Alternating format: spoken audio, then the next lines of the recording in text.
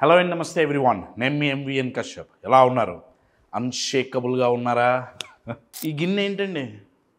బాగా చూసే ఉంటారు కదా. ఏం గిన్నె ఇది? మీరు ఒక రెస్టారెంట్కి పోతే బిర్యానీ దీంట్లో పెడుతుంటారు మీకు. లేకపోతే మీరు ఏమన్నా ఒక కర్రీ ఆర్డర్ చేస్తే ఇటువంటి బౌల్లో ఇటువంటి గిన్నెలో వాళ్ళు ఇస్తారు. అయితే చాలామంది జీవితాలు ఈ గిన్నెలాగే ఉన్నాయండి. ఎందుకంటున్నా అంటే ఇది చూడటానికి బయట నుంచి చాలా పెద్దగా ఉంటుంది. అబ్బా ఎంత పెద్ద గిన్నెలో బిర్యానీ తెచ్చాడు రా అనుకుంటాం. కానీ లోపల తీయటం మొదలు పెడితే సగం ఆల్రెడీ గిన్నె లోపల నుంచి ఫిల్ అయి ఉంటుంది కదా. చూడటానికి బయట నుంచి చాలా పెద్దగా ఉన్నాయి మన జీవితాలు. చూడటానికి బయట నుంచి చాలా ఆర్భాటాలతో ఉన్నాయి. కానీ లోపలికి ఒక్కసారి తొంగి చూస్తే ఎంతో ఎంటీనెస్ ఉందండి. లోపల మనం చేసిందేం లేదు. నేను ఇది ఎందుకు చెప్తున్నానంటే ఇవాళ చాలామంది సక్సెస్ అయ్యారు, చాలామంది అనుకున్న గోల్స్ అచీవ్ చేశారు, ఆర్ ఆల్మోస్ట్ ఆ రేంజ్లో ఉన్నారు. అయితే కానీ చాలా తక్కువ మంది సంతోషంగా ఉన్నారు. సంతోషం సగం బలం, తెలుగులో ఒక లైన్ కదండి.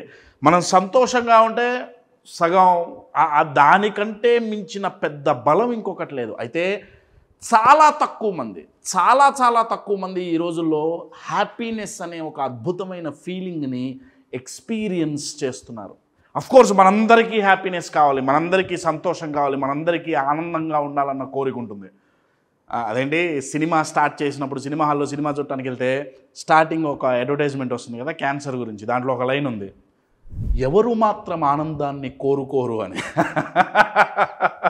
సో అందరూ కోరుకుంటారు కదా ఆనందాన్ని. అయితే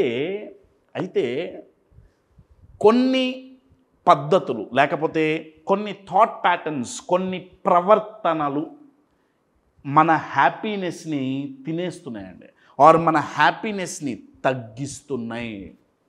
ఇప్పుడు పొలంలో మీరు ఒక విత్తనం నాటితే ఆ విత్తనం మంచి చెట్టుగా ఎదగాలంటే చుట్టూ కలుపు మొక్కలు ఉంటాయి. ఆ కలుపు మొక్కల్ని తీసేస్తే తప్ప ఈ చెట్టు ఫాస్ట్గా ఎదగలేదు. అదే రకంగా హ్యాపీనెస్ అనే వృక్షం కనుక పెద్దగా ఎదగాలి అంటే ఇప్పుడు నేను చెప్పబోయే కొన్ని ప్రవర్తనలు, కొన్ని థాట్ ప్యాటర్న్స్ ఆ చుట్టుపక్కల ఉండే కలుపు మొక్కలు అవి మనలోనే ఉన్నాయి, బయట కాదు. అవి తీసేస్తే తప్ప మనకి 100% సంతోషం రాదు. సో ఆ థాట్ ప్యాటర్న్స్ ఏంటి అనేవి మనం ఈ వీడియోలో నేర్చుకుందాం.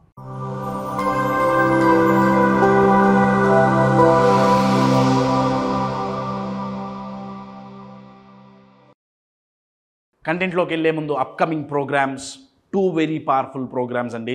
జూన్ 28, 29వ తారీఖున మనకి అన్షేకబుల్, మనందరి ఫేవరెట్ ప్రోగ్రామ్. ఎంత కష్టం వచ్చినా, ఎంత నష్టం వచ్చినా, ఎంత ఇబ్బంది వచ్చినా సరే, అది ఏ రకంగా వచ్చినా సరే, షేక్ అవ్వకుండా, షివర్ అవ్వకుండా నిలబడి షైన్ అవ్వాలి అంటే మన మైండ్ అన్షేకబుల్గా ఉండాలి. అలా ఉండాలంటే మన ఆలోచన విధానం ఎలా ఉండాలి, ఆ ప్యాటర్న్స్ ఏంటి నేర్పించే ప్రోగ్రామ్ అన్షేకబుల్ జూన్ ఎండింగ్లో ఉంది. జూలై లాస్ట్లో సక్సెస్ సైకాలజీ అనే ఇంకొక 2 days ప్రోగ్రామ్ ఉంది. For more details contact the number on the screen. First thought pattern ఏంటంటే పీపుల్ ప్లీజింగ్. అంటే వీళ్ళు వాళ్ళ జీవితంలో వాళ్ళ చుట్టుపక్కల వాళ్ళ గురించే 24 గంటలు ఆలోచిస్తారు తప్ప వాళ్ళ చుట్టుపక్కల ఉండే వాళ్ళని సంతోషపరుద్దామని ఆలోచిస్తారు తప్ప కశ్యప్ నలుగురిని సంతోషపరచడంలో తప్పే ఉంది, తప్పు లేదండి. కానీ ఆ క్రమంలో మనల్ని మనం మర్చిపోకూడదు. ఇవాళ చాలామంది సంతోషంగా ఉండలేకపోవటానికి మెయిన్ రీజన్స్లో ఒకటేంటయా అంటే 24 గంటలు 365 రోజులు ఎదుటి వ్యక్తిని సంతోషపరచాలి అని ఆలోచించటమే. నేను మళ్ళీ చెప్తున్నా అండి, దాంట్లో తప్పు లేదు, కానీ మనల్ని మనం మర్చిపోకూడదు. అంతెందుకండి, నేను మీకు ఒక ఎగ్జాంపుల్ ఇస్తాను. ఇప్పుడు నేను మీ దగ్గరికి వచ్చి ఓ 1000 రూపాయలు అడిగాను అనుకోండి, ఇస్తారా? ఇవ్వరా? సరే, నా గురించి మీకు తెలుసు, మంచి రీజనే, 1000 రూపాయలు ఇవ్వగల స్తోమత మీకుంది.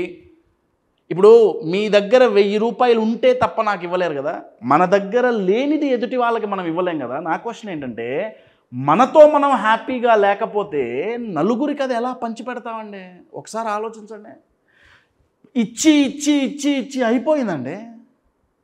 ప్రతిరోజు ప్రతి క్షణం మన చుట్టుపక్కల వాళ్ళకి మనం ఏం చేస్తే సంతోషంగా ఉంటుందో అదే చేస్తున్నాం తప్ప మనం సంతోషంగా ఉండాలంటే మనకి మనం ఏం చేసుకోవాలి అది ఆలోచించట్లేదండి. People pleasing most dangerous. నా దృష్టిలో అది చాలా చాలా డేంజరస్ సైకలాజికల్ అవస్థ అండి, ఎదుటి వ్యక్తిని ప్లీజ్ చేయాలనుకోవటం. So first option, first thought pattern people pleasing. Second thought pattern ఏంటంటే harsh self criticism. Self criticism అంటేనే చాలా హార్ష్గా ఉంటుందండి. సింపుల్గా చెప్పాలంటే వాళ్ళని వాళ్ళు చావగొట్టుకుంటుంటారు మానసికంగా, మాటలతో వాళ్ళని వాళ్ళు తిట్టుకుంటుంటారు. తిట్టుకోవటం అనేది చాలా చిన్న పదం, కానీ చావగొట్టుకోవటమే కరెక్ట్. అంటే ఇప్పుడు ఇది ఎట్లుంటుందంటే మనందరం తప్పులు చేస్తాం కదా, తప్పులు చేయకుండా ఎవరు ఉంటాం కదా. సో తప్పు చెయ్యంగానే ఈ సెల్ఫ్ క్రిటిసిజం ఎలా ఉంటుందంటే నువ్వు ఇంతే, నువ్వు వేస్ట్ గాడివి, నీకు నేను ఆల్రెడీ చెప్పా ఇది చెయ్యొద్దని అయినా చేసావు.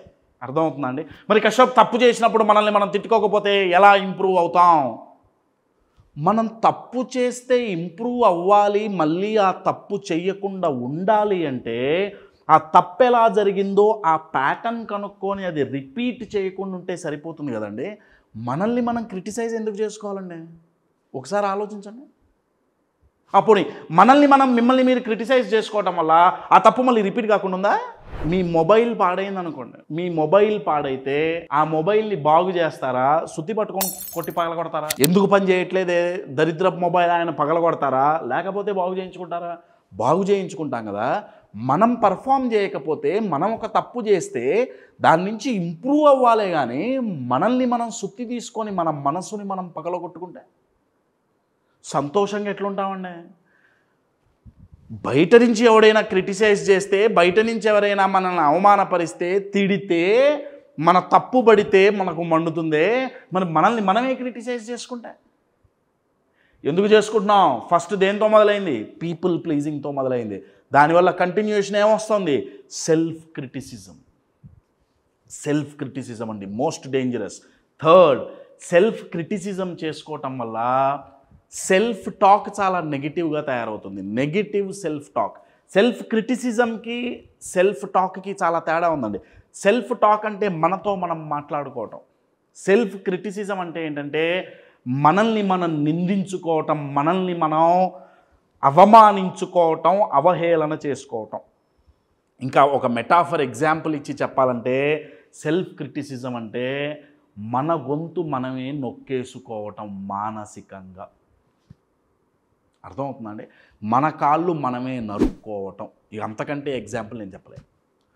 నెగిటివ్ సెల్ఫ్ టాక్ అంటే ఏంటంటే ఇప్పుడు ఎలక్షన్స్ వచ్చినాయి అనుకోండి, మనం ఓట్ వేయటానికి 5-6 పార్టీలు ఉంటాయి. ఏదైనా ఒక పార్టీకి మనం ఓటేస్తాం కదా.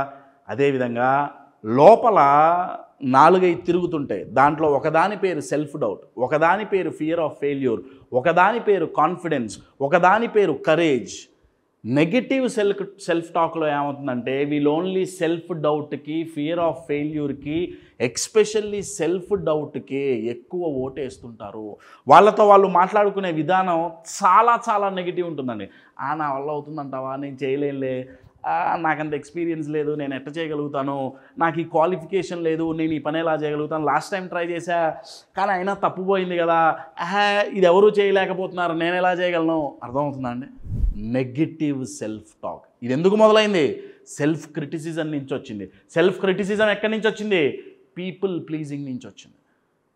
మై డియర్ ఫ్రెండ్స్, ఈ 3 మన ఆనందాన్ని, మన హ్యాపీనెస్ని ఒక దొంగోడు కనుక వచ్చి ఇంట్లో సంపదంతా ఎలా అయితే దోచుకోపోతుంటాడో, మన లోపలుండే సంతోషం అనే ఒక అద్భుతమైన కొన్ని కోట్ల విలువైన సంపదని ఈ 3 దోచుకెళ్తున్నాయి. ఈ 3టితో పాటు ఇంకొక గజదొంగ ఉన్నాడండి. ఆ గజదొంగ పేరేంటయా అంటే మైక్రో మేనేజ్మెంట్. మైక్రో మేనేజ్మెంట్ అంటే ప్రతి చిన్నది వాళ్ళే చేయాలి, ప్రతి చిన్న పని వాళ్ళే కంట్రోల్ చేయాలి, ప్రతిదీ వాళ్ళే మేనేజ్ చేయాలి. ఈ మైండ్ సెట్. ఇప్పుడు ఇల్లు ఉందనుకోండి, ఇంట్లో కూరగాయలు కొనే దగ్గర నుంచి ప్రతి ఒక్కటి వాళ్ళే చేయాలి. పేరుకి ఇంకొకళ్ళు చేయడానికి 3-4 ఉన్నా సరే వాళ్ళు చేస్తే వీళ్ళకి నచ్చదు. Micro management. అదే ఒక కంపెనీలో లీడర్స్కి జబ్బు ఉంటుంది, కొంతమందికి మైక్రో మేనేజ్మెంట్. వాళ్ళకి టీం ఉంటుందో 10 మంది 15 మంది, కానీ అన్ని పనులు ఈయనగారే చేస్తుంటారు, అన్ని పనులు ఈవిడగారే చేస్తుంటారు, సో కాల్డ్ లీడర్. ఎందుకు? ఏమో నా టీం మెంబర్స్ కరెక్ట్గా చేస్తారో చేయరో, మైక్రో మేనేజ్మెంట్. దీనికి హ్యాపీనెస్కి రిలేషన్ ఏంటంటే, మనం మైక్రో మేనేజ్మెంట్ ఎంత ఎక్కువ చేస్తే అంత తక్కువ సంతోషంగా ఉంటాం. కారణం ఏంటంటే మైండ్ చాలా స్ట్రెస్ అవుతుందండి. ప్రతి ఒక్కదాన్ని భూతద్దంలో పెట్టి ఎక్కడ ఏ తప్పు జరగకూడదు అనే మెంటాలిటీలో మైక్రో మేనేజ్మెంట్ చేయటం మొదలు పెడతారు. అది ఇంప్రాక్టికల్. ఏదో ఒక టైంలో ఏదో ఒక తప్పు జరగకుండా ఉండదు. సో ఎవరైతే మైక్రో మేనేజ్మెంట్ చేస్తుంటారో వాళ్ళు సంతోషంగా ఉండరండి. మై డియర్ ఫ్రెండ్స్, నలుగురు దొంగలు. ఒకళ్ళు people pleasers, number 2 self criticiser, self criticism చేసుకునేవాళ్ళు, థర్డ్ నెగటివ్ సెల్ఫ్ టాక్ చేసేవాళ్ళు, 4th మైక్రో మేనేజ్మెంట్ చేసేవాళ్ళు. ఈ నలుగురు మీలో ఉన్నారేమో చూసుకోండి. ఉంటే గనక 1 కాదు 4 ఉంటే 4టిని ఎలిమినేట్ చేయాల్సిందే. మీ హ్యాపీనెస్ ఎలివేట్ అవ్వాలి అంటే ఇవి ఎలిమినేట్ అవ్వాల్సిందే. My dear friends, happiness is a choice. మిమ్మల్ని మీరు గనక మీకు మీరు గనక ఫస్ట్ ప్రిఫరెన్స్ ఇచ్చుకుంటే, ఇది సెల్ఫిష్నెస్ కాదండి, సెల్ఫిష్నెస్ కాదు.